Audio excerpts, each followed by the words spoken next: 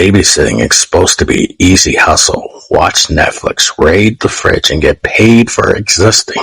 But last Friday night, I learned something important. Never answer the house phone when it rings, especially if the call is coming from inside the house. The parents were loaded. Mansion-sized house, marble floors, driveway longer than my student loan application. They gave me the tour. Kitchen stocked.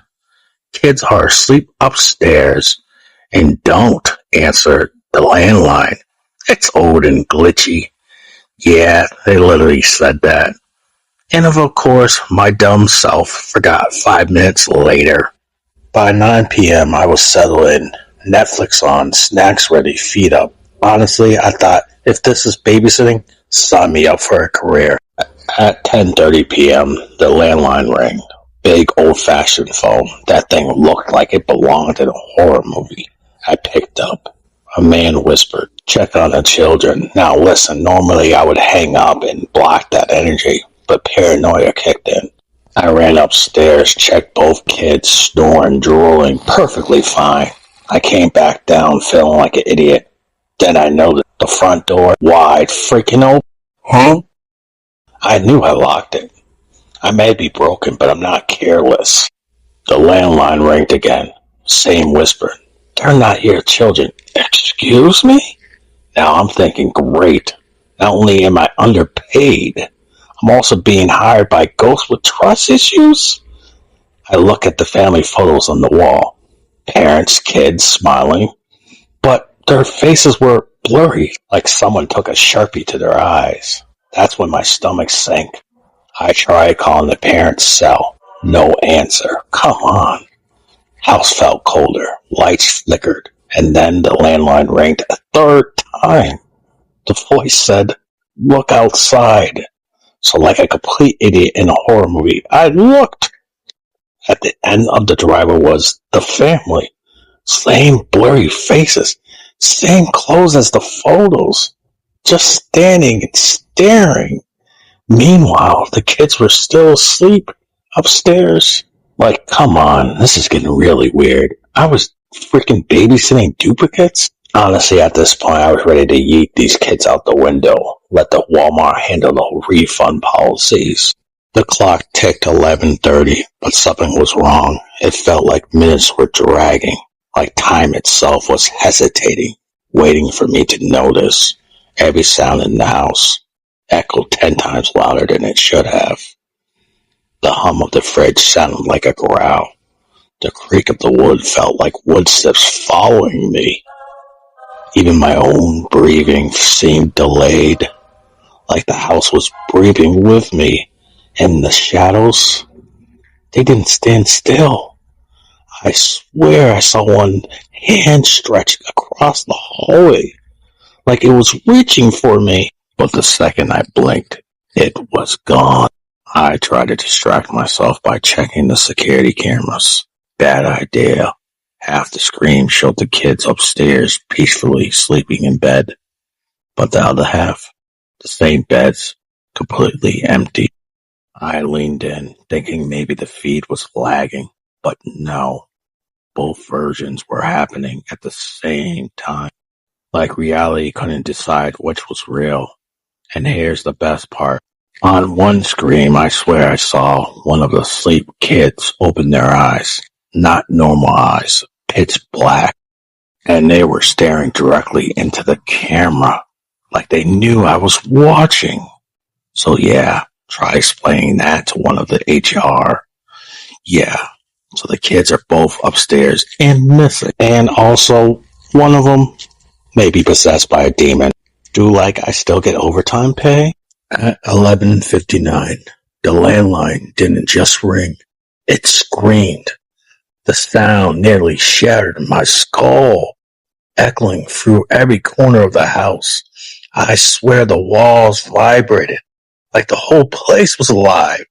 In pain, I answered because apparently I hate myself. But this time, the whispers wasn't calm. It hissed through the receiver, jagged and hungry. We're home.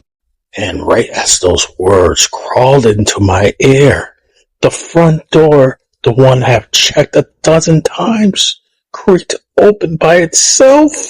I froze, heart hammering. Then I heard it.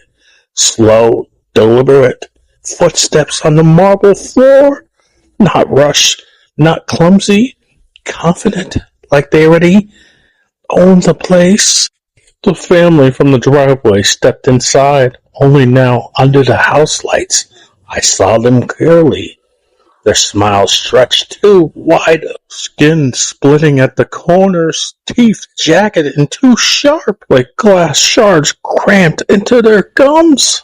Their eyes glowing faintly, like dying coals. They moved in perfectly unison, every step, every tilt of their heads, like puppets pulled by invisible strings.